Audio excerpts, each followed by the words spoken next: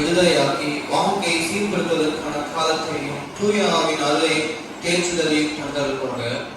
நாம் கடவுளை தொழுவோம். கடவுள் ஆவியா இருக்கிறார், அவரை தொழுது கொள்கிறவர்கள் ஆவியோடும் உண்மையோடும் அவரை தொழுது கொள்ள வேண்டும். நம்முடைய பிதாவாகிய கடவுளாலும் கர்த்தராகிய இயேசு கிறிஸ்துவினாலும் உங்களுக்கு கிருபையும் சமாதானம் உண்டாவதாக.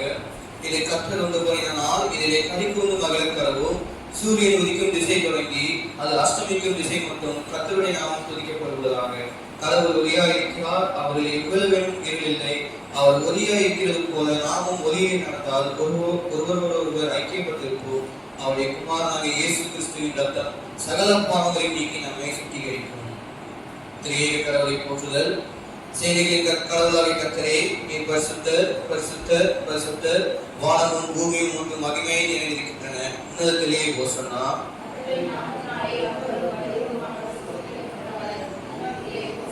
கடவுளே நீர் பரிசுத்தர், சர்வ வல்லவரே நீர் பரிசுத்தர், சாவனமை உடையவரே நீர் பரிசுத்தர். ஆண்டவரே, எங்களுக்காக சிலுவையில் அறைந்த எங்கள் மீட்பரே, எங்கள் மேல் கிருபையாயிரும். பரிசுத்த ஆவியாக ஆண்டவரே, எங்கள் மேல் கிருபையாயிரும். ஆண்டவரே, எங்கள் ஜெபங்களையும் ஆராதனையும் ஏற்றுக்கொண்டு எங்கள் மேல் கிருபையாயிரும். பாவாரிக்கை. நமக்கு பாவம் இல்லை என்போமானால் நம்மை வஞ்சிக்கிறவர்களாகவும் நமக்கு உண்மை இல்லை. நமது பாவங்கள் அறிக்கையிட்டால் பாவங்களை நமக்கு மன்னித்து எவ்வித அனிதம் நீக்க நம்மை சுத்திகரிப்பதற்கு அவர் நாம் நம்புவதற்கும் நீதி உள்ளவர். நான் எழுந்து என் தகப்பனிடத்திற்கு போய், தகப்பனே, பரத்தின் விரோதமாகவும் உமது பார்வையிலும் பாவம் செய்தி இனி உங்களுடைய மகன் என்று சொல்லப்படுவதற்கு நான் பாத்திரன் அல்ல. உங்களுடைய கூலிக்காரர் ஒருவனாக என்னை வைத்துக் கொள்ளும் என்பேன். கடவுள் ராஜ்யம் சமீபத்திருக்கிறது. மனம் திரும்பி சுவிசேஷத்தில் நம்மை நம்பிக்கை வையுங்கள். நமது பலவீனங்களுக்காக பரிதபிக்க முடியாத பிரதான ஆசிரியர் நமக்கு இராமல் எல்லா விதத்திலும் நம்மை போல் சோதிக்கப்பட்டு பாவம் இல்லாத பிரதான ஆசாரியரே நமக்கு இருக்கிறார். நாம் உனக்கால் பகிர்ந்து பாவமாக நம்மை சோதனை செய்வோம்.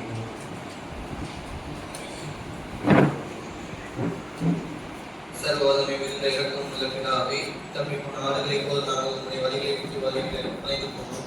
எங்கள் இருதயத்தின் யோசனைகளையும் விருப்பங்களை மிகவும் இணங்கி நடந்தோம். உமது பரிசுத்த கற்பனைகளுக்கு விரோதமாய் குற்றம் செய்தோம். செய்யாமலும் செய்யக்கூடாதவர்களை செய்து கொண்டோம். எங்களுக்கு சுகமே இல்லை. ஆனால் மாற்றங்களே, நீங்கள் ஆண்டவராகிய இயேசு கிறிஸ்துவின் மூலமாய் மனிதர்களுக்கு அவர்கள் செய்த வாக்குத்தத்தத்தின்படியே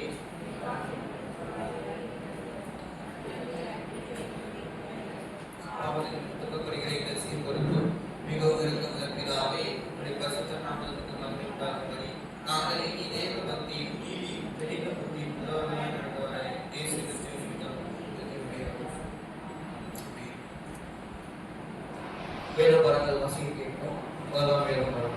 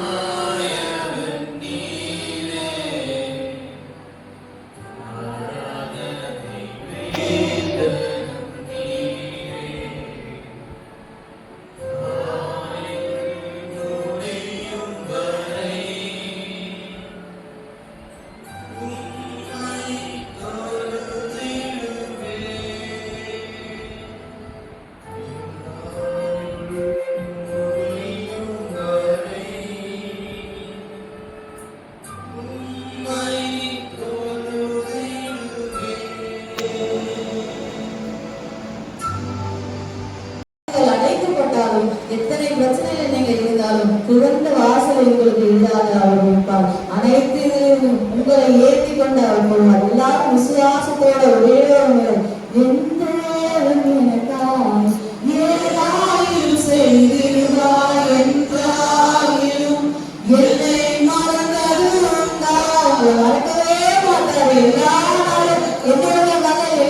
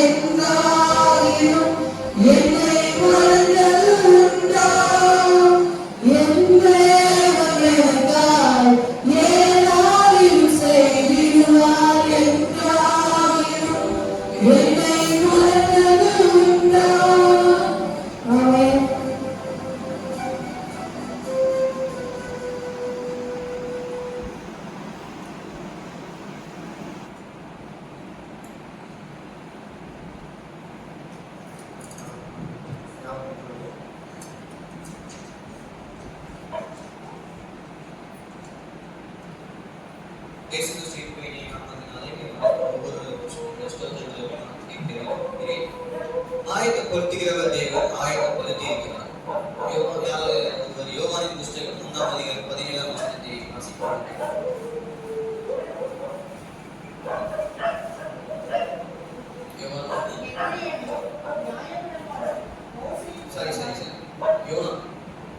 யோனாவின் புஸ்தகம் 1:17 வசனம்.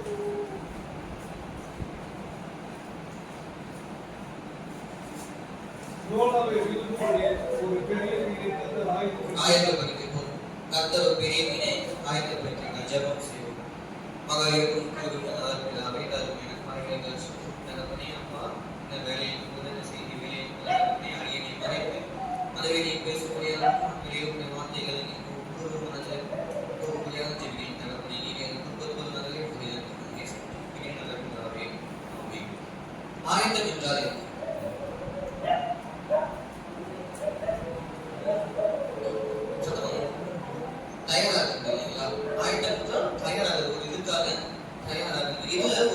ரெண்டு சூழல் இருக்கு. ஒண்ணு வலி நிறைந்த ஆயத்தம், வலி இல்லாத ஆயத்தம். எடுத்துக்காட்டாக சொல்லணும்னா இப்ப தேர்வுக்கு நம்ம எப்படி ஆயத்தம், ரெண்டு விதமான ஆயத்தம் இருக்கு. தேர்வுக்கு என்ன பண்ணுவோம், இன்னைக்கு தேர்வு அப்படின்னா காலையில எழுந்திரிச்சு ஹால் டிக்கெட் இருக்கா, ஐடி கார்டு இருக்கா, பென்னு பென்சில் எல்லாம் எடுத்து வச்சிருக்கோம், மஸ்கே எல்லாம் இருக்கு. அந்த எக்ஸாமுக்கு தேர்வுக்கு தேவையான ஒவ்வொரு பொருளும் வச்சிருக்கோமா அப்படிங்கிற நம்ம என்ன பண்ணுவோம், காலையில எழுந்திரிச்சு பொறுமையா எல்லா பேக்லையும் பேக் பண்ணுவோம். எல்லாம் முந்தின நாள் நைட்டே இருக்கும். இது வலி இல்லாத ஒரு ஆயத்தம். வலி உள்ள ஆயத்தம் என்ன அப்படின்னா, இன்னைக்கு தேர்வு அப்படின்னா ஒரு மாதத்திற்கு முன்பதாகவோ இல்ல 15 நாட்களுக்கு முன்பதாகவோ நமக்கு பிடித்த ஒரு சில காரியங்களை நம்ம என்ன பண்ணுவோம், படிப்பிற்காகவும் அந்த தேர்வுல தேர்ச்சி பெறணும் அப்படிங்கிறதுக்காக என்ன பண்ணுவோம், தியாகம் செய்வோம் இல்லைங்களா? ஒரு சில டைம் என்ன சொல்றது, ஸ்டூடெண்ட்ஸ் விளையாட போக மாட்டாங்க. வீட்டுல போய் நம்ம பேரண்ட்ஸ் வீட்டுல படிக்க சொல்லுவாங்க. கல்யாணங்களுக்கு விருந்துகளுக்கு தேவையில்லாம கூட்டு போக மாட்டாங்க, உட்காந்து படிக்க சொல்லுவாங்க. ஒரு சில காலங்கள்ல பெற்றோர்கள் கிறிஸ்துவ பெற்றோர்கள் இப்போ கூட ஞாயிற்றுக்கிழமை ஆயத்தோட கூட்டிட்டு வராங்க, பள்ளிகளுக்கு கொண்டு போய் விட்டு படிக்க சொல்லுவாங்க. இது வலி இருக்கிற ஒரு ஆயத்தம் இல்லைங்களா?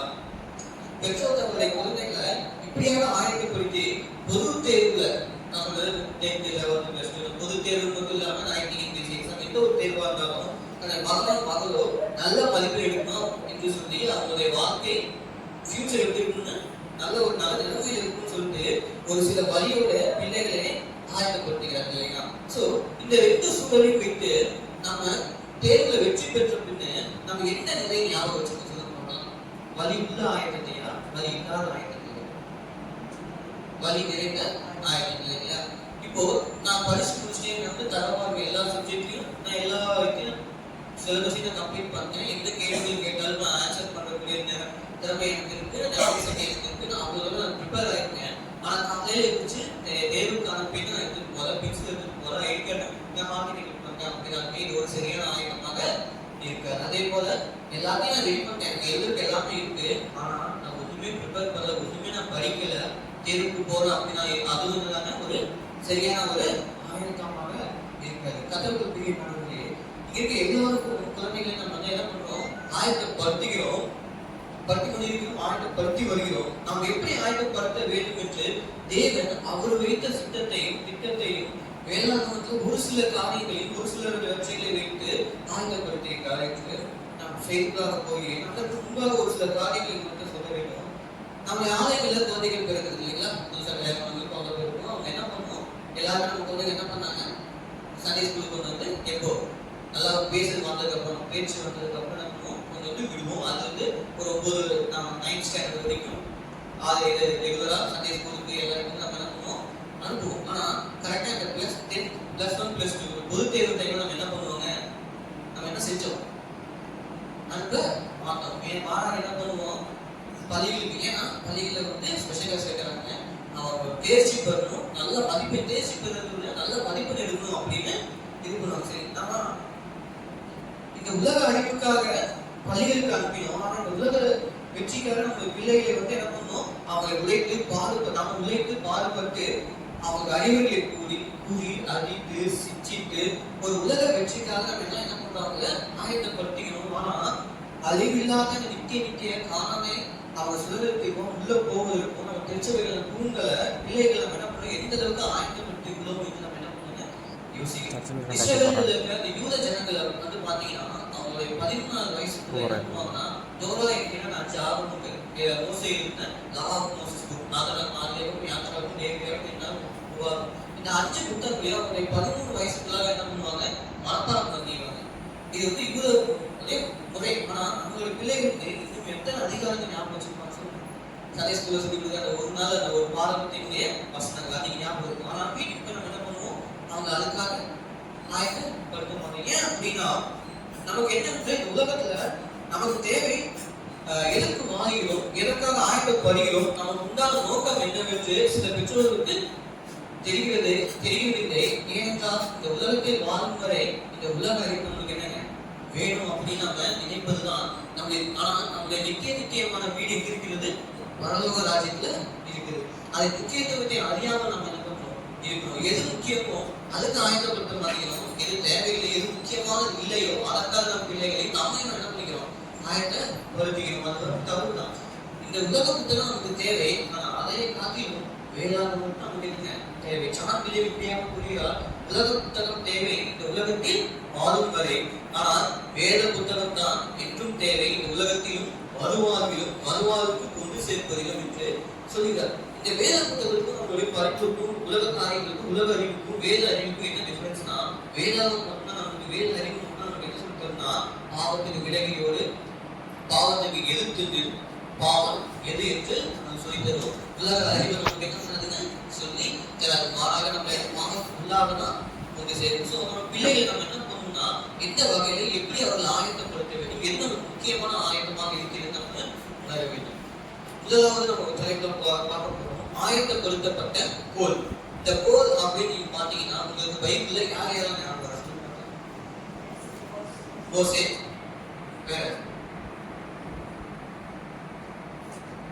நம்ம ஒரு சின்ன வயசுல ஒரு சங்கீதத்துல மனப்பாடமா 40 வசனங்கள் மனப்பாடமா வச்சிருப்போம். அது ஒரு வசனம் கோல் தடியும் எண்ணெய் ஏற்று. கோல் தடியும் என்ன சொல்லுங்க, கோலுக்கு என்ன டிஃபரன்ஸ், தடிக்கு என்ன டிஃபரன்ஸ் புரியல. வேதவசனம் தடி வந்து அடிக்கிறதுக்காக, கோல் வந்து நம்மளுக்கு பிடிச்சி ஒரு தூணாக அதனால காரணம் ஒரு கோல் ஒரு தடியும் எண்ணெய் தேய்ச்சோம் அப்படின்னு. ஸோ இடத்துல ஆயத்தப்படுத்தப்பட்ட கோல் அப்படின்னு நம்ம யாரை பத்தி பார்க்க போறோம்னா, மோசையை பத்தினா நம்ம என்ன பார்க்க போறோம். மோசையை பத்தி உங்க எல்லாருக்குமே என்ன நல்லா இருந்துச்சு. அவர் பிறப்பு எப்படி இருந்துச்சு, அவருடைய வனாந்தர வாழ்க்கை எப்படி இருந்தது, ஆண்டவர் அவருக்கு எப்படி அழைத்தார், அவர் இஸ்ரவேல் ஜனங்களை எப்படி வழிநடத்தி கொண்டு போனார் அப்படின்னு மோசையை குறித்து நம்ம பார்த்துருந்தோம். ஆனா மோசே அவர் அந்த அற்புதங்கள் செய்யறதுக்கு ஆண்டவர் ஒரு அடையாளமாக ஒரு விஷயத்தை என்ன பண்ணாரு, மோசைக்கு கொடுத்தாரு. அதுதான் என்னன்னா, ஒரு கோலை வைத்து ஆண்டவர் நீங்க இதை செய், அவன் வந்து விசுவாசிப்பாங்க அப்படின்னு சொல்லி அந்த கோலை என்ன பண்ணுவாரு, கீழே போட்டா பாப்பா மாறும், செப்பத்தின் வாழை போட்டா அது கோலாக மாறும் இல்லைங்களா. சோ மோசையோட வாழ்க்கை மொத்தமாகவே 120 ஆண்டுகள். இதை 3 வகையை பிரிக்கலாம். முதல் 40 வருஷம், அப்புறம் 40 வயசுல இருந்து 80 வயது வரைக்கும், 80 வயதுல இருந்து 120 வயது வரைக்கும். இந்த முதல் 40 வயது வரைக்கும் பாத்தீங்கன்னா ராஜாவுடைய வாழ்க்கை. மோசே வந்து ராஜா வாழ்க்கையில ராஜா அரண்மனை என்ன பண்ணுவாங்க, வாழ்வாங்க. சோ அப்ப அந்த மோசே வந்து அந்த ராஜா வாழ்க்கையில வாழும்போது, அந்த ராஜாவுடைய பேர்ல வாழும்போது, அந்த காலத்துல என்ன பண்ணுவாங்கன்னா, ஸ்போர்ட்ஸ் செய்வர்களுக்கு, அந்த சேனைகளுக்கு வில்வி துறை, கத்தி சண்டை போடுவதற்கு, ஈட்டி எறிதல், இந்த மாதிரி சில காரியங்களையும் கலைகளையும் என்ன பண்ணுவாங்க, கற்றுக் கொடுப்பாங்க. அதே போல மோசேக்கு என்ன பண்ணிக்கலாம், கற்றுக் கொடுக்க. சோ ஒரு எதிரி வந்தா கூட தன்னை பலத்தோட போய் எதிர்த்து நிற்பதற்கு ஒரு கலைகளை என்ன பண்ணாரு, அவர் கற்றுக் கொடுத்தாரு. ராஜாவுடைய ராஜாவின் வாழ்க்கை வாழ்ந்து கொண்டிருக்கும்போது, அப்போ அது மட்டும் இல்ல, அந்த ராஜா எப்படி ஆளுமை செய்கிறார், தேசத்தை எப்படி ஆளுமை செய்கிறார், அவருடைய ஜனங்களை எப்படி ஆளுமை செய்கிறார், அவங்க ஜனங்களுக்கு என்ன தேவை, அந்த தேவை இல்லை அப்படின்னா ராஜா எப்படி முடிவு எடுக்கிறாரு, எதை கொண்டு முடிவு எடுக்கிறாரு அப்படின்னு சொல்லி அவருடைய ராஜாவுடைய தன்மைகளை என்ன பண்றாரு, கற்றுக்கொள்கிறார். ராஜாக்கள் மட்டும் இல்ல, எந்த ஒரு தலைவராக இருந்தாலும் அவர்களுக்கு எதிராக எழுப்புகிற ஒரு கூட்டங்கள் கண்டிப்பாக இருக்கும். சோ அப்படிப்பட்ட நேரங்களில் ஒரு ராஜா எப்படி அவர்களை மேற்கொள்கிறார், எப்படி அவர்களுக்கு பதிலளிக்கிறார் அப்படிங்கிற அந்த திறன்களை என்ன பண்றாரு மோசே அந்த 40 வயது வரைக்கும் என்ன பண்றாரு? கற்றுக்கொண்டார். இதை ஆண்டவர் இது ஒரு வழி இல்லாத ஆயத்தமாக மோசேக்கு தேவன் ஆயத்தப்படுத்தின விதம். ஒரு வழி இல்லாம ராஜா வாழ்க்கை நிம்மதியா இருக்கு, ஆனா ராஜாக்களை பார்த்த ஒரு வரத்தை ஒரு விதம். இதுதான் ஒரு வழி இல்லாத ஆயத்தமாக தேவன் மோசேக்கு கொடுத்தார். சோ 40 வயதுக்கு மேலாக அவர் என்ன பண்ணாரு அப்படின்னா, ஒரு கொலை செய்து என்ன பண்றாரு, வனாந்தரத்துக்கு மீதியான் அப்படிங்கிற ஒரு வனாந்தரத்துக்கு ஓடி போகிறார். இல்லைங்களா? வனாந்தரத்துக்கு ஓடி போனதுக்கு அப்புறம் யாத்திராகமம் 8ஆம் அதிகாரத்துல நீங்க 11, 14, 15, 17, 21 வசனங்கள் நீங்க பாத்தீங்க அப்படின்னா, மோசே எப்படி அந்த வனாந்தரத்துக்கு ஓடி போனார் அப்படின்னு நம்ம என்ன பண்ணலாம் பார்க்கலாம். அங்க ஒரு துறவண்டையின் கீழ் உட்கார்கிறார். சரிங்களா? அந்த துறவண்டையின் கீழ் உட்காரும் போது அங்கு ஆடுகளை வைத்துக் கொண்டு இருக்கிறார்கள். இப்போ அந்த ஆட்டு கூட்டத்தில் சேர்றாரு. என்ன பண்றாரு, நாங்க போயிட்டு ஒருத்தர் கல்யாணம் பண்றாங்க, அதுக்கப்புறம் அவங்க ஆடு வாங்கி மோசே என்ன பண்றாரு, வளர்ப்பாரு. இல்லையா? வனாந்தரத்துல வளர்க்கிறார். யாத்திராகமம் 3ஆம் அதிகாரம் 1ஆவது வசனம்.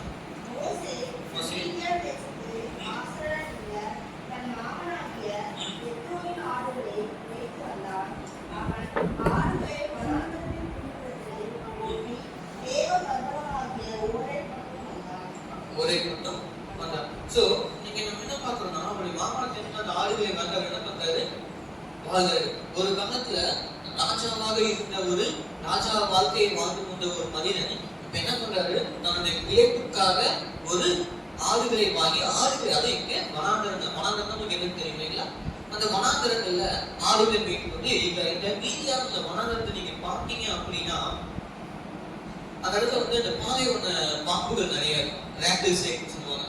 ரொம்ப தண்ணி உள்ளது. சோ இந்த இடத்துல வனாந்தரத்துல நிறைய இடங்கள்ல அந்த தண்ணி இருக்காது, உணவு இருக்காது. ஆனா அவன் என்ன பண்றான், இந்த ஆட்டுக்குட்டிகளுக்கு தண்ணி யார் கொண்டு கொடுக்கணும், மோசே தான் கொண்டு போய் தண்ணீரானாலும் சரி, உணவானாலும் சரி, செடி கொடிகள் என்ன பண்ணணும், மோசே தான் கொண்டு போய் கொடுக்கணும் ஆளுங்களுக்கு. இது எதற்காக பண்ணுகிற ஆண்டவர் பண்ணாரு அப்படின்னா, இஸ்ரவேல் ஜனங்களை வழி நடத்தும் போது யாருதாங்க தலைவர், மோசே தலைவர். அவர் என்ன பண்ணும், அந்த ஜனங்களுக்கு பசிக்கிற போது என்ன பண்ணும், ஆண்டவரத்துல மன்றாடி உணவை கேட்பதுக்கு இவருக்கு ஒரு அந்த மனப்பான்மை, அந்த தன்மை என்ன பண்ணுங்க, மோசேக்கு வரணும். அதற்காக ஆண்டவர் என்ன பண்ணாரு, வனாந்தரத்துல ஆடுகளை மேய்ப்பதற்காக ஒரு ஆயத்தத்தை உண்டு பண்ணார். மேய்ப்பதற்கு தேவையானது என்னது, மேய்ப்பதற்கு தேவையானது புரியல, வழிநடத்து. வேற என்ன, நான் வந்து அந்த மாதிரி ஸ்பிரிச்சுவலா கேட்டியா, ஒரு கோல், அந்த கோலை வைத்துதான் அவங்க என்ன பண்ணுவாங்க, ஆடுகளை மேய்க்கணும். எங்க வெளி விலைக்கு போனாங்க அந்த கோல் வச்சு சொல்லி வருவாங்க. அப்போ அந்த கோல் எப்படி இருக்கணும் அப்படின்னா, நல்லா வலிமையாகவும் நல்ல பலமுள்ளதாகவும் இருக்கணும். ரொம்ப முழுமையா உடையிற மாதிரி என்ன கோலை இருக்கக்கூடாது. அப்படிப்பட்ட கோலை தான் மோசே என்ன பண்ணிருப்பாரு, தேடிருப்பீங்களா, ஒரு அழகான செடியிலயோ ஒரு அழகான ஒரு மரத்திலேயோ அந்த கிளை என்ன பண்ணிருக்குங்க, நிம்மதியா இருந்திருக்கும். ஆனா மோசே என்ன பண்ணாரு, எனக்கு வேணும்னு சொல்லி என்ன பண்ணாரு, அந்த கோலை உடைத்து மோசே என்ன பண்ணாரு, ஆடுகளை மேய்த்தார். அதே போலதான் மோசே கூட கர்த்தர் என்ன பண்ணாருன்னா, ராஜா வாழ்க்கையில இருந்தாரு, அந்த வாழ்க்கையில நிம்மதியா இருந்தாரு. ஆனா தன்னுடைய ஜனங்களை வழி நடத்துவதற்கு மோசே என்ன பண்ணாருங்க, உடைத்தார். அவர் ராஜா வாழ்க்கையில அவர் உடைத்து வனாந்தர வாழ்க்கையில கஷ்டப்படுத்துவதற்காக. ஏன்னா அப்பதான் ஒரு ஆயத்தமாவார், வனாந்தர வாழ்க்கையில ஜனங்களை எப்படி வழி நடத்தணும், ஒரு ஆடுகளை எப்படி மேய்க்கணும் அப்படின்னு ஆண்டவர் அவருக்கு சொல்லிக் கொடுக்குறாரு. இந்த மீதியான வனாந்தரத்துல பாம்பு இருக்குன்னு சொன்னீங்கன்னா, இந்த யூத ஜனங்கள் அவங்களுடைய வழக்கம் எப்படி இருக்கும் அப்படின்னா, நம்ம நாட்டுல தான் என்ன பண்ணுவாங்க, ஆடுகளை முன்னாடி போவதுக்கு பின்னாடி மேய்ப்பு போவாங்க. ஆனா யூத மக்கள் என்னன்னா, நாங்கள் முன்னாடி போவாங்க, மேய்ப்பர் முன்னாடி போகவும் ஆடுகள் பின்னாடி வரும். அப்ப எதுக்காக அப்படின்னா, இந்த வனாந்தரம் சொன்னது பாம்பு இருக்கு இல்லைங்களா, அந்த இடத்துல என்ன பண்ணுவாங்கன்னா, நம்ம அந்த குச்சியை வச்சு அந்த கோலை வைத்து மண்ணை வந்து என்ன பண்ணுவாங்க, சீவி கொண்டே போவாங்க. ஏதாவது பாம்புன்னா கட்டு பத்தி என்ன பண்ணுவோம், அது கோயில்ல ஏதாவது குச்சை ஏதாவது கல் வந்து ஆடுகளுடைய காலை வந்து சேதப்படுத்தக்கூடிய. ஏன்னா ஆடுகளுக்கு சேதம் ஆகிவிட்டது என்றால் அந்த ஆட்டுக்கு மதிப்பு குறைந்துவிடும், வருமானம் என்ன மோசைக்கு குறைந்துவிடும். அப்போ அந்த பாம்பு ஏதாவது நம்ம கடிச்சிருச்சுன்னா மோசைக்கு என்ன ஆகும், அது வருத்தம் இருக்கும். ஐயோ இந்த ஆடு இருந்துச்சுன்னா எனக்கு இவ்வளவு பணம் இருக்கும், இவ்வளவு சம்பாதிச்சிருக்கேன், என்னோட வாழ்க்கையை நான் இது பண்ணிருப்பேன், ஒரு ஆட்டு போயிருச்சே அப்படின்னு சொல்லிட்டு அவர் என்ன பண்ணிடுவாரு, வருத்தப்படுவார் இல்லைங்களா. சோ அந்த வருத்தத்தை இஸ்ரவேல் ஜனங்களை ஒரு ஆத்மா போனா கூட இவர் அந்த வருத்தத்தை உணரணும் அப்படிங்கிறதுக்காக அந்த என்ன பண்றாங்க, கொஞ்சம் கொஞ்சமா ஆயத்தப்படுத்திருக்காங்க. அப்படி இருக்கிறது ஒரு மீட்பின் வாழ்வுக்காக.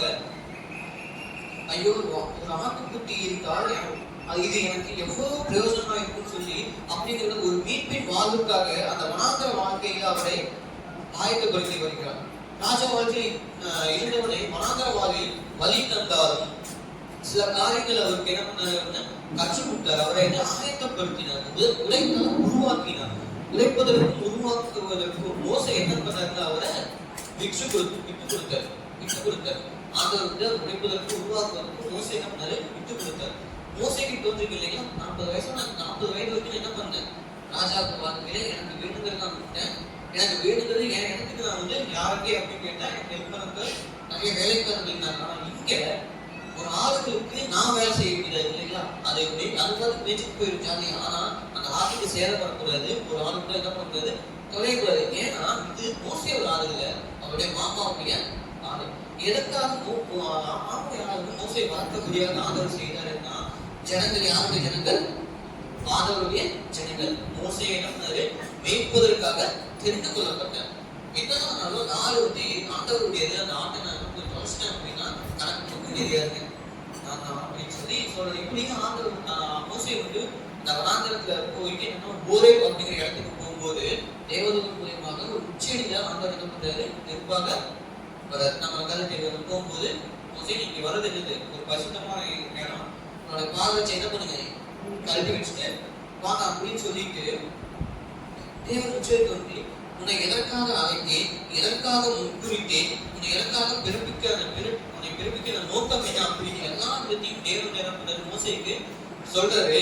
ஆனா அதை சொல்லும் போது முதலில் மோசே சொன்ன வார்த்தை என்னது?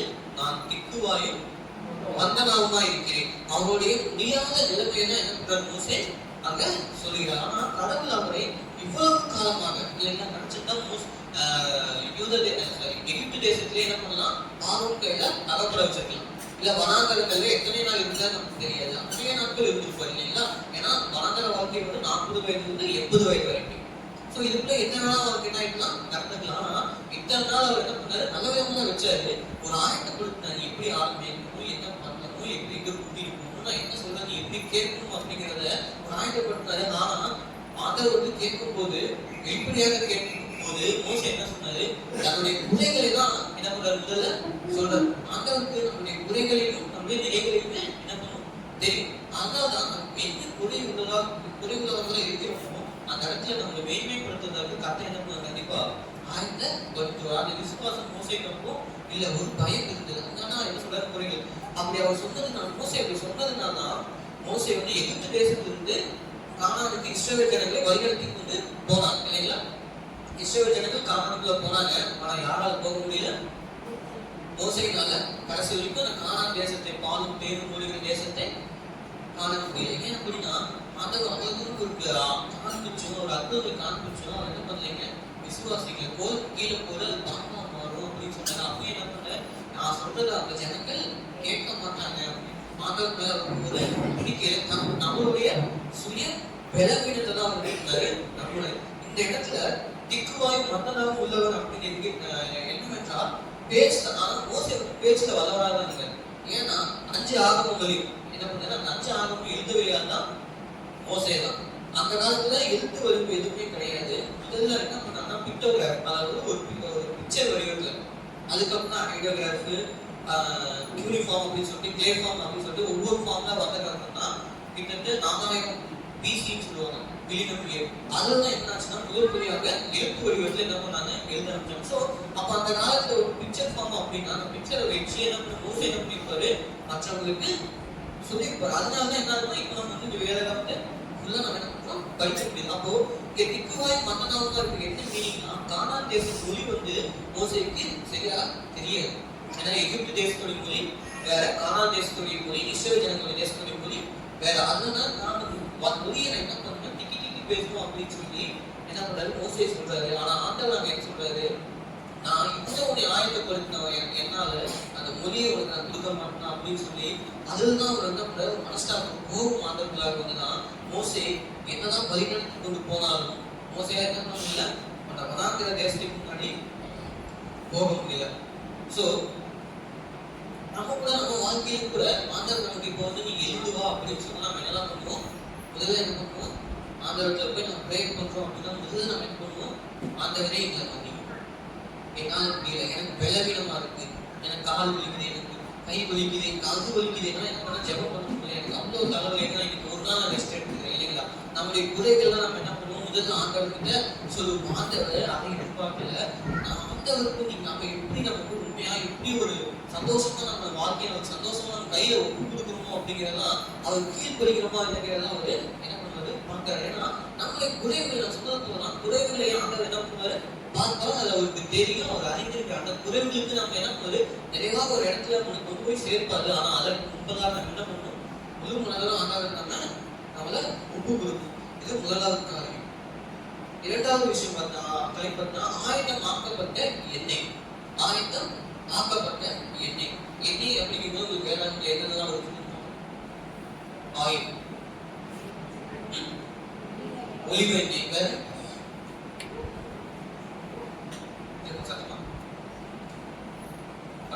ரெண்டு ராஜாக்கள் 4ஆம் அதிகாரம். ரெண்டு ராஜாக்கள் 4ஆம் அதிகாரம்.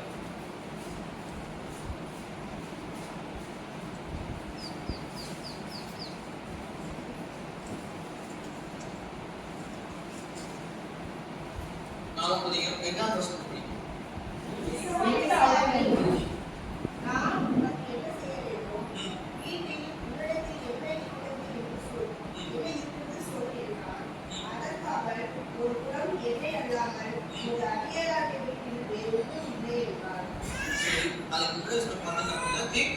புத்திரர்கள் ஒருவனுக்கு மனைவியா இருந்த ஒரு ஸ்திரீ.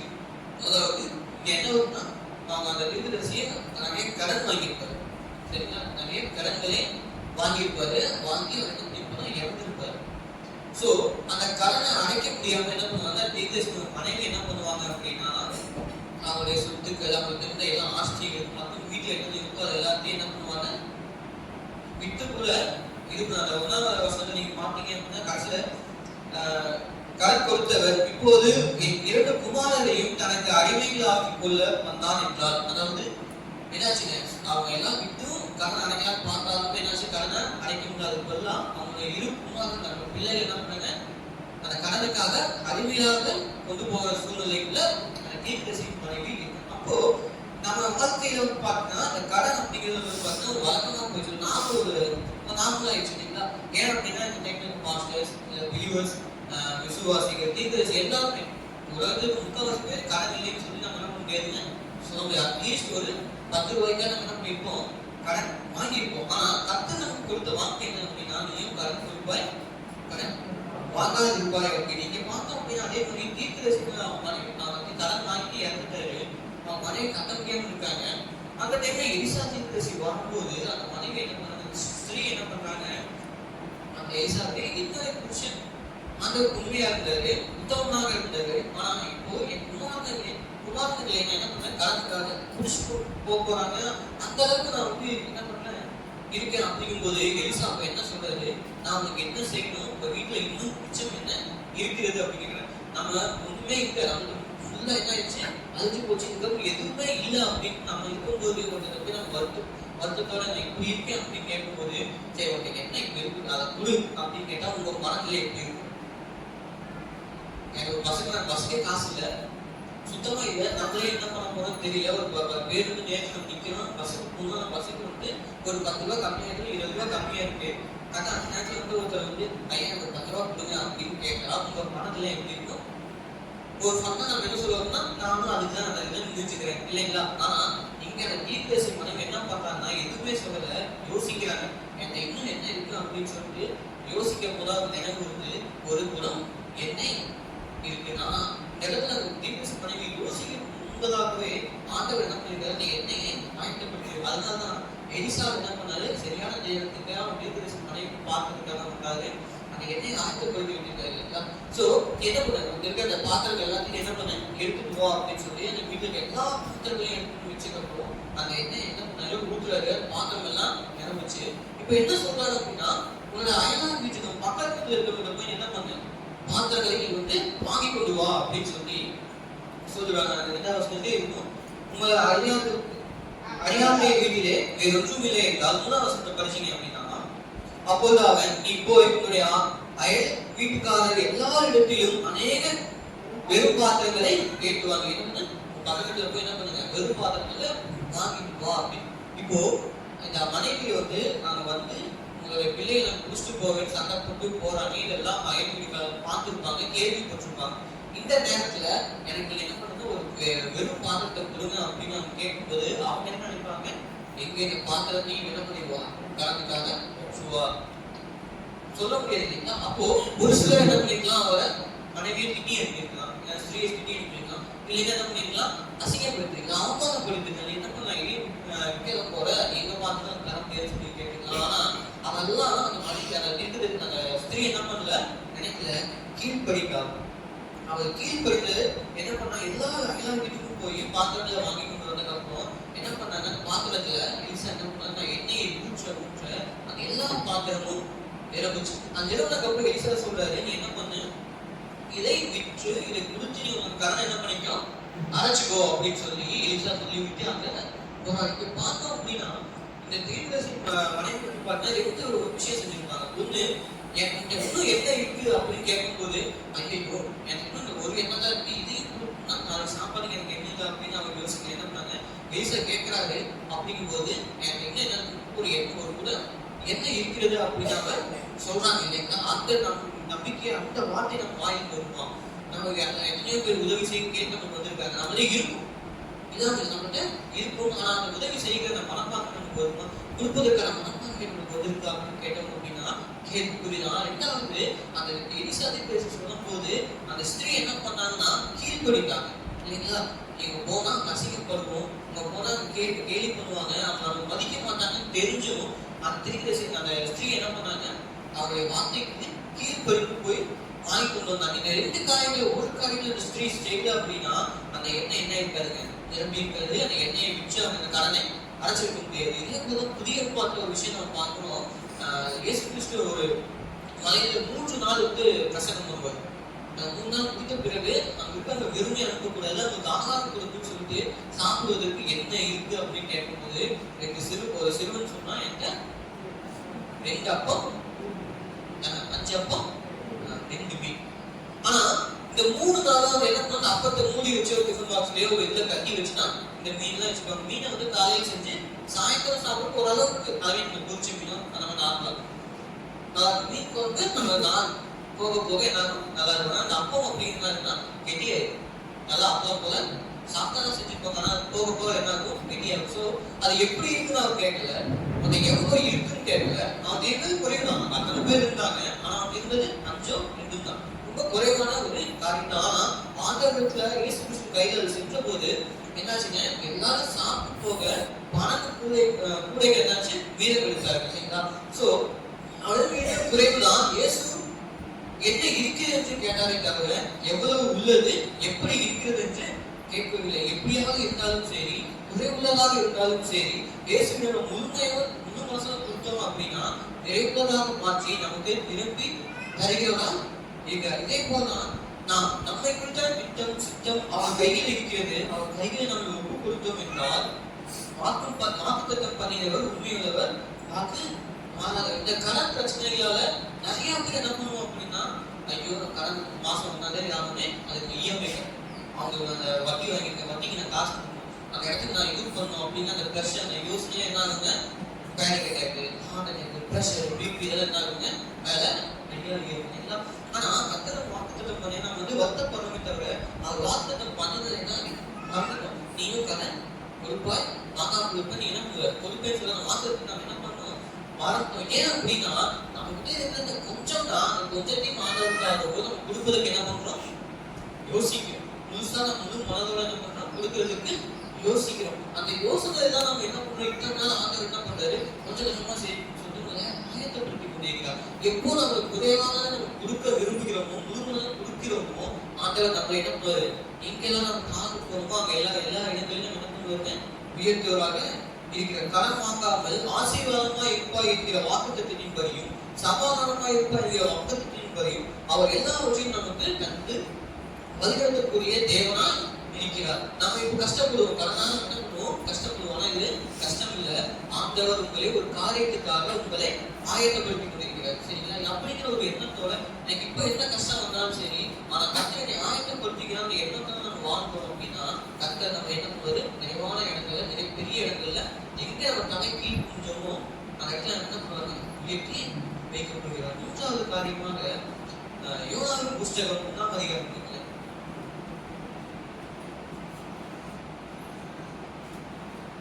17ஆம் வசனம்.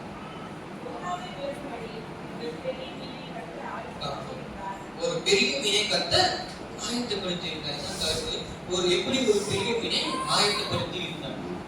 கடல்ல வந்து 2 விதமான சூழல். முதல்ல நம்ம பார்த்தோம், ஆயத்தத்துல 2 விதமான சூழல் இருந்துச்சு.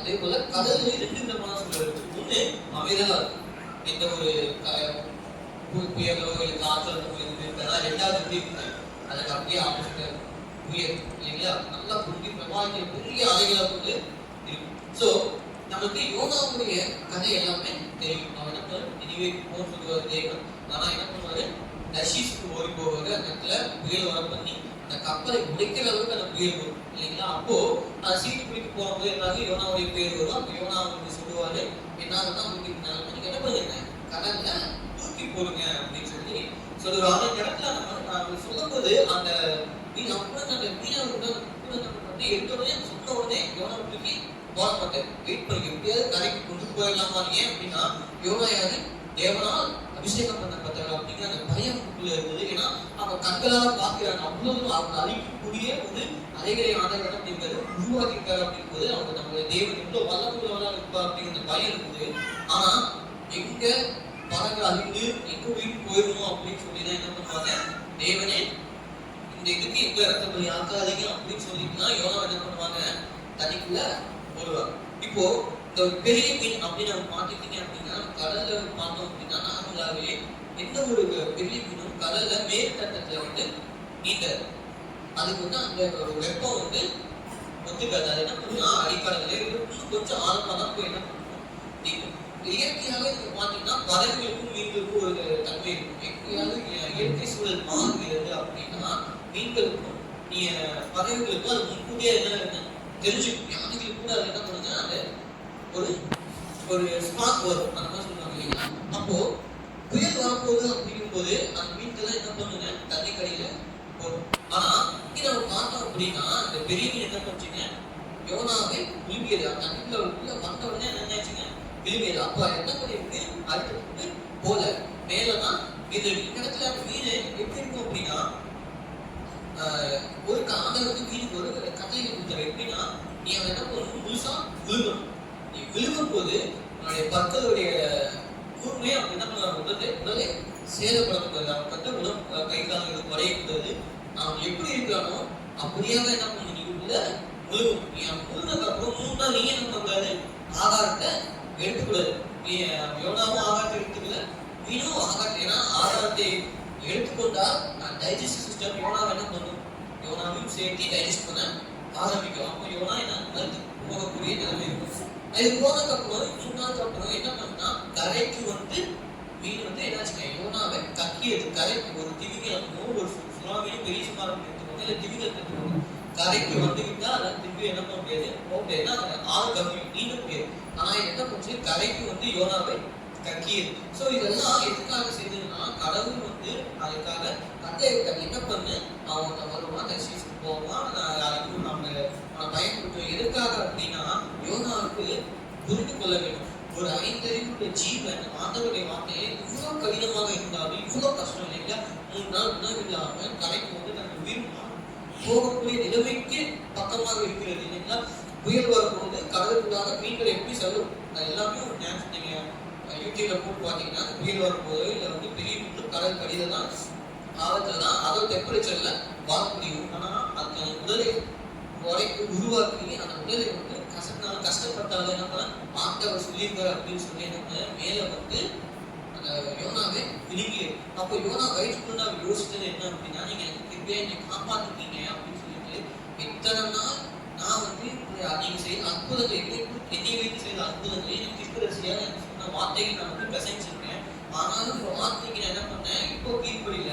ஆனா இவ்வளோ கஷ்டத்தையும் வலி நிறைந்த இந்த கஷ்டத்தை அந்த மீன் என்ன பண்ணிருக்கு, இந்த வார்த்தைக்கு கீழ்படிச்சு என்ன பண்ணி அதை உப்பு கொடுத்துச்சு இல்லைங்களா. இதே மாதிரி நம்ம இன்னொரு இடத்துல பார்த்தோம் அப்படின்னா, வேறு மலையில என்னாலும் மீனை வந்து என்ன பண்ண போய் வாழ்க்கை புரிய என்ன பண்ணும், மீன் வந்து அகப்படும் இல்லைங்களா. அந்த இடத்துல தெல்லான கொஞ்சம் மீன்கள் என்னாலும் அகப்படும். ஆண்டவர் கட்டளைப்படி அந்த மீன்கள் தன்னுடைய உயிர்களை கொடுத்தது. அப்போ இந்த இடத்துல யோனா என்னன்னா, இந்த 5 ஜீவன் கேட்குது, நான் என்ன பண்ணல கேட்கல அப்படின்னு சொல்லிட்டு வருந்தி மன்னிப்பு கேட்டு திரும்பி என்ன பண்ணாரு, நினைவே பட்டணத்துக்குள்ளாக போய் அவங்க செய்த அந்த பாவங்களை ஆண்டவருக்கு மேல வச்சுட்டு அந்த கோபாக்கினை எப்படி இருக்கு அப்படின்னு சொல்லி இன்னும் இத்தனை நாள் என்ன ஆகும், இந்த நினைவே பட்டணம் அழிக்கப்படும், ஆண்டவர் அழிக்கப்படும் சொன்னதுக்கு அப்புறம் ராஜா முதற்கொண்டு மக்கள் அனைவரும் என்ன பண்ணாங்க, கத்துழுப்பி அவங்க செய்த தவறுகளை உணர்ந்தாங்க. அதனாலதான் ஆண்டவர் என்ன பண்ணாரு, இவங்க செய்ய வேண்டிய காரியங்களை இவங்க அறிக்கிறேன்னு சொன்னது என்ன பண்ணாரு, மனஸ்தாபப்பட்டு ஒரு இந்த தெய்வம் என்ன பண்ணாரு, மனம் இறங்கி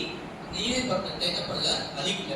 அப்போ இப்ப நீங்க யோனா புத்தகத்து கடைசியில பாத்தீங்க, 4வது அதிகாரத்துல பாத்தீங்கன்னா அவர் அழிக்கல அப்படிங்கும் போது யோனாக்கு அங்கேயே ஒரு எரிச்சல் உருவாகும். நான் இவ்வளவு தூரம் வந்திருக்கேன், ஆகவே நீங்க அடிக்கடி சொல்லி கூப்பிட்டீங்க, இப்ப அழிக்கல அப்படிங்கும் போது எனக்கு அப்படின்னு சொல்லிட்டு அந்த கோபம் எரிச்சல் வரும்போது ஆண்டவர் கேட்கிறார், நீ ஏன் வந்து இவ்வளவு எரிச்சல் ஆகுற அப்படின்னு சொல்லிட்டு, நீங்க அழிக்கிறது வந்து என்ன பண்ணுவேன், இனிமேல் எப்படி அழியுது அப்படின்னு சொல்லி நான் பார்க்கணும்னு சொல்லிட்டு ஒரு இடத்துல என்ன பண்ணுவாரு, கூடாரம் போட்டு அந்த இடத்துல தங்குவார்.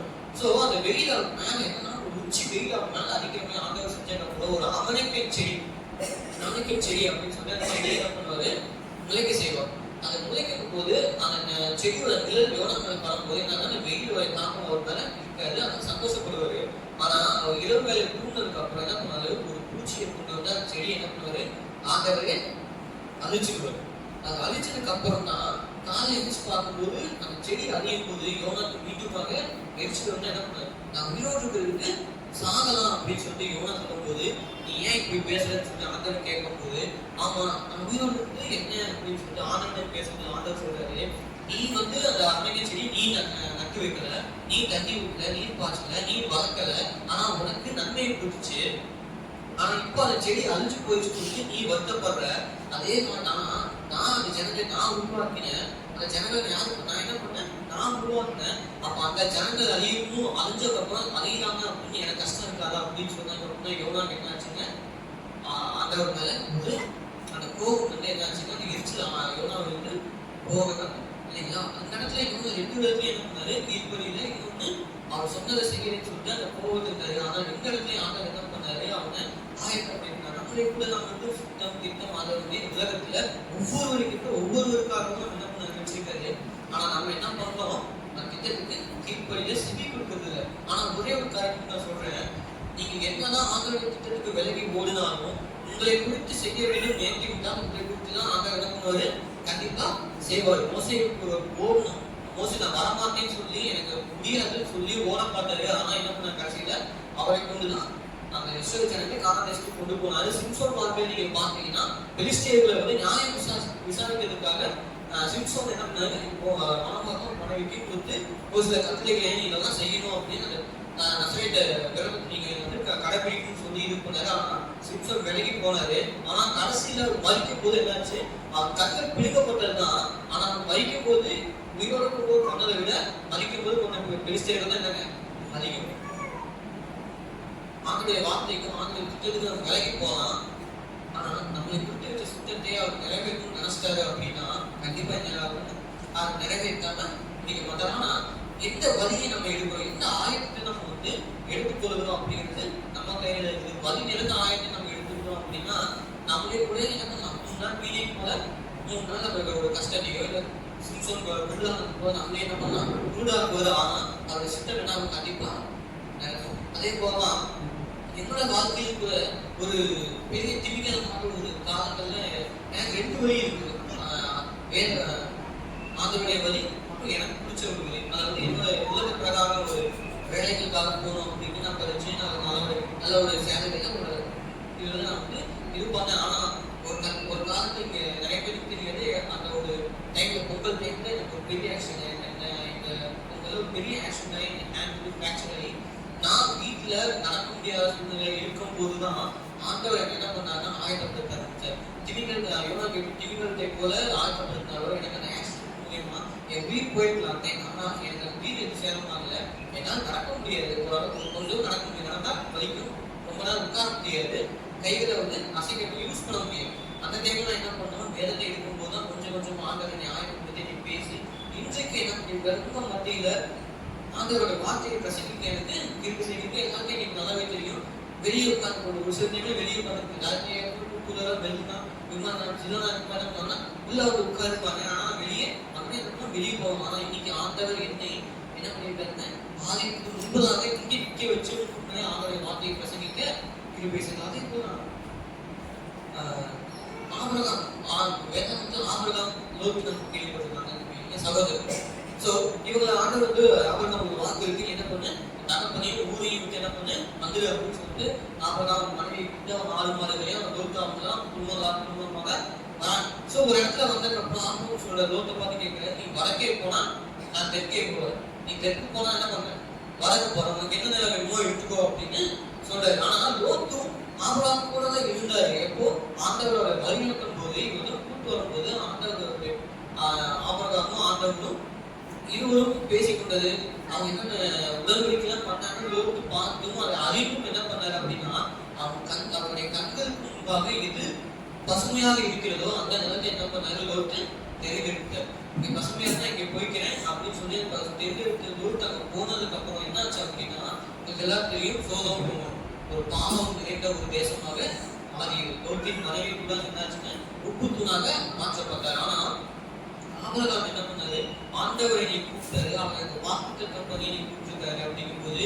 எனக்கு எதுவும் செய்ய போறாரு அந்த விசுவாசத்தினால என்ன பண்ணாரு, ஆண்டவர் விசுவாசத்துக்கு மேல நம்பிக்கை விட்டாரு அப்படிங்கிற இந்த கண்களுக்கு உண்டாக ஒரு மனசுடைய ஆசைகளுக்கு முன்பு ஒரு விசுவாசத்தை வைக்கல. அதனால என்ன ஆச்சுன்னா கானான் நீர் பால் தேன் மூடுகிற ஒரு கானானை தேசத்தை உருவாக்கினால் ஆபிரகாமுடைய சந்ததி என்னாச்சுன்னா ஆண்டவர் வாக்குத்தத்தம் பண்ணது போல நட்சத்திரங்கள் போலவே எல்லா பைபிளுக்கு விசுவாசத்தினால் ஒருவர் வந்து பிறப்பிக்கிறான் அப்படிங்கும் போது யாருங்க நம்ம யாரு ஆபிரகாமுடைய சந்ததியில ஒரு ஆபிரகாமுடைய சந்ததி என்னாருங்க பெருகி வருகிறது. அதே போலதான் நமக்கும் ஒரு ரெண்டு வாழ்க்கை இந்த பக்கமா விசுவாசத்துல நம்ம போகணுமா இல்ல நம்ம தங்களுக்கு உண்டாக போகணும் அப்படின்னு பாத்தீங்க அப்படின்னா விசுவாசத்தின் பாதையில் நம்ம போகணும். அதை நம்ம வாக்குத்தத்தம் பண்ணிட்டு அந்த வாக்குத்தத்தத்தை நிறைவேற்ற தேவர் வாக்கு மாறாத தேவனா இருக்கிறார் இந்த விசுவாசத்துல இருக்கணும் அப்படின்னா ஆபிரகாமுக்கு எப்படி கானான் தேசத்தை கொடுத்தாரோ அதே போல நம்ம இடத்துல நம்ம என்ன பண்ணுவாரு வீட்டு இருக்கிற தேவனாய் இருக்கிற இச்சைக்கும் என்னை ஒன்றுமே இல்லை என்று நான் வந்து நினைத்த நான் நிறைய இருக்கு. இன்னைக்கு என் பேர் ஒரு நோக்கத்தை வைத்து ஒரு சுத்தம் வைத்து தாயின் கர்ப்பத்திலே உண்டான நான் முதல் நான் இப்படி வரணும் இப்படிதான் வந்து என்ன இருக்கணும் அப்படின்னு சொல்லி நிறைய இடங்கள்ல என்ன பண்ண ஆயத்தப்படுத்தி பலப்படுத்தி என்னை உழைத்து உருவாக்கி இந்த நாளில் இப்படி உங்கள் முன்பதாக வந்து சில காரியங்களை பகிரும்படி தேவனை ஆயத்தப்படுத்தி வைத்திருக்காரு அப்படின்னா கண்டிப்பா என்ன உங்களையும் ஒரு நாள் கண்டிப்பா கத்திர ஆயத்தப்படுத்துவார். ஆனா அந்த ஆயத்துக்காக நம்ம என்ன பண்ணாமல கொடுக்கணும், நம்மள ஒப்பு கொடுக்கணும். எவ்வளவு கஷ்டப்பட்டாலும் சரி, எவ்வளவு உழைக்கப்பட்டாலும் எவ்வளவு நொறுக்கப்பட்டாலும் ஆயத்தத்தோட என்ன பண்ணணும், ஆண்டவருடைய வார்த்தைக்காக நம்ம கீழ்படுத்தி இருக்கணும். அப்படின்னா எனக்கு எதுவுமே இருக்காதுதான். ஆனா அவன் மேல் வைத்த திட்டத்தையும் சுத்தத்தையும் என்ன பண்றது கண்டிப்பா ஒரு நாள் நம்ம வந்து கூட்டிக் கொண்டு போய் இல்லைங்களா அவருடைய வார்த்தைக்கு நான் செவி கொடுத்து சரின்னு சொல்லி நான் கீழ்ப்படுத்த விதத்தினால நான் இன்னைக்கு இந்த இடத்துல நிற்கிறேன். அவருடைய வார்த்தைக்கு நீங்களும் கீழ்ப்படுத்திருந்தீங்க அப்படின்னா கண்டிப்பா ஆண்டவர் உங்களை எங்க மேன்மையாக வேண்டும் நினைக்கிறதோ அந்த இடத்துல கண்டிப்பா மேன்மையாக வைப்பார். அதே போலதான் உங்களுடைய வாழ்க்கையில முதல்ல கீழ்ப்படியும். எந்த சாக்கு சொல்றது மோசேஸ் வாக்கு சொன்னது போல அவர் அழைப்புக்கு எந்த சாக்கு சொல்லக்கூடாது, உள்ளபடி செய்கிறதா இருக்கும். நம்ம இங்க போகணும் அப்படின்னு ஆண்டவர் சொல்றாரு அப்படின்னா நம்ம என்ன பண்ணுங்க நீங்க போகக்கூடாது அப்படின்னா என்ன பண்ணக்கூடாதுங்க போகக்கூடாது. இதை செய்யணும் அப்படின்னா செய்யணும், செய்யக்கூடாது அப்படின்னா செய்யக்கூடாது. இருக்கிறத அப்படின்னா என்ன கொடுக்கறதுக்கு நம்ம தான் இருக்கும். நமக்கு எவ்வளவு குறைவா இருந்தாலும் சரி, அதான் அசிங்கம் இருந்தாலும் சரி, அது கேவலமாக இருந்தாலும் சரி, நம்ம என்ன பண்ணுங்க ஆண்டவருக்கு முழு முதலாக கொடுக்கணும் அப்படின்னா வாக்குத்தத்தம் நம்மை வலியுறுத்த முடியாது, நம்ம ஆயத்தப்படுத்த முடியாது. வாக்குத்தம் எப்படி நம்ம ஆயத்தப்படுத்த முடியாது. தேவன் நம்மை உங்களை என்னை திருவசனத்தை ஆஸ்வதிப்பார்கள். கண்களை அப்பா பிதாவே இந்த வார்த்தைக்காக ஜெபிக்கிறோம். சுவாமி ஆண்டவரே, அப்பா ஆண்டவரே, எப்படி ஒரு கோதையாக மோசை காயப்படுத்தி நமக்கு ஒரு மீனை பெருமை ஆயத்தப்படுத்தி வைத்து தேவன் தகப்பனே அதே போல எங்களுக்கு ஆண்டவரே ஒரு கோலும் கடினமாக நீங்கள் வாழ்க்கையில் இருந்து அந்த தவறான முறையில் போகும்போது தனியாக என்னுடைய அனைத்து உடைக்கு திருத்த முடியாது. எங்கள் தேவையை சூழ்ந்து போகிற நேரங்களில் ஒரு போலாக இருந்து எங்கள் வழிகளுக்கு முடியாது ஜெபிக்கிறோம் தகப்பனே. அப்பா இந்த செய்தி மூலமாக ஒவ்வொரு மனதில் பேச முடியாது ஜெபிக்கிறோம் தகப்பனே. அதுவே மீதியான வேலையோட காலத்தில் உடைக்கிறோம் ஜெபிக்க நல்ல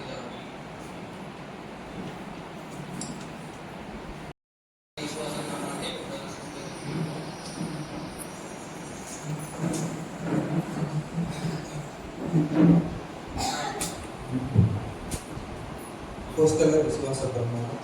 வானத்தையும் பூமியும் படைத்த சர்வ வல்லமையுள்ள பிதாவாகிய விசுவாசிக்கிறேன். அவருடைய ஒரே குமாரனாகிய நம்முடைய ஆண்டவர் இயேசு கிறிஸ்துவை விசுவாசிக்கிறேன். அவர் பரிசுத்த ஆவியினாலே கன்னிமரியாளிடம் திருமணமானார். காலத்தில் பாடப்பட்ட சிலுவையில் அறையப்பட்டு ஒவ்வொரு நாள் மருத்துவருக்கு மரணத்திற்கு மீறி சர்வ வல்லமையுள்ள பிதாவாகிய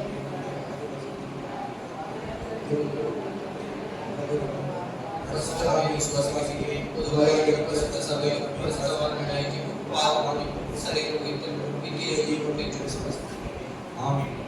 நாம் சகோதரர்களுக்காக அநேக வழியாக திருச்சபை கட்டுரைக்காக அவாதிபதியான ஒருவரை கேட்கிறேன்.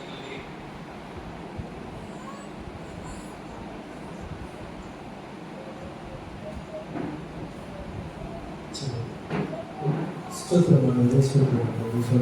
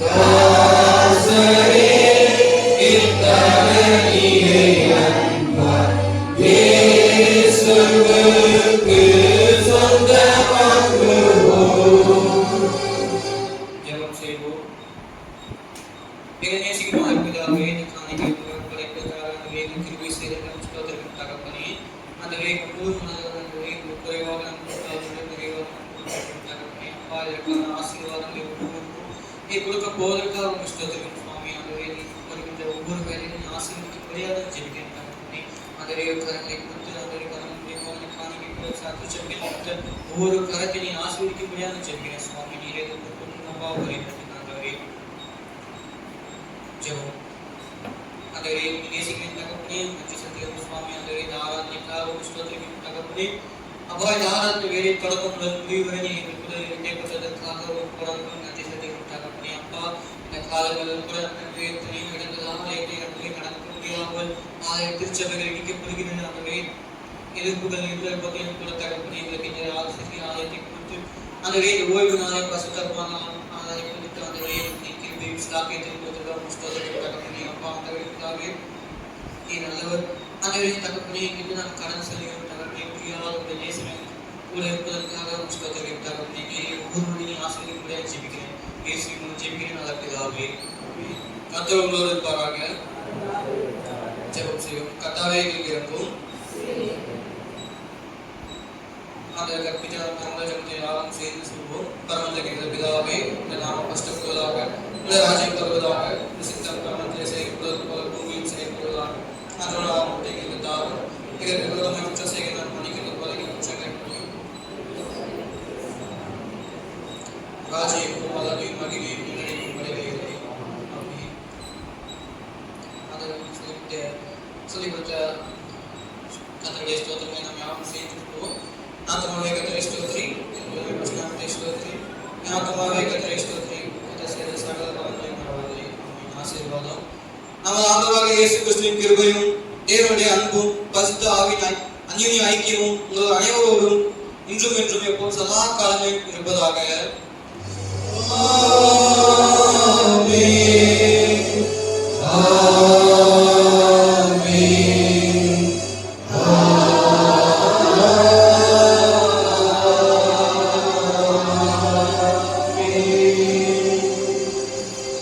என்றவரை கிறிஸ்துவ கீர்த்தனை 246 முடிவு கீதமாக அந்த நல்லவரும் தந்தையாக என்ற பாடலை யாரும் சென்றுள்ளோம்.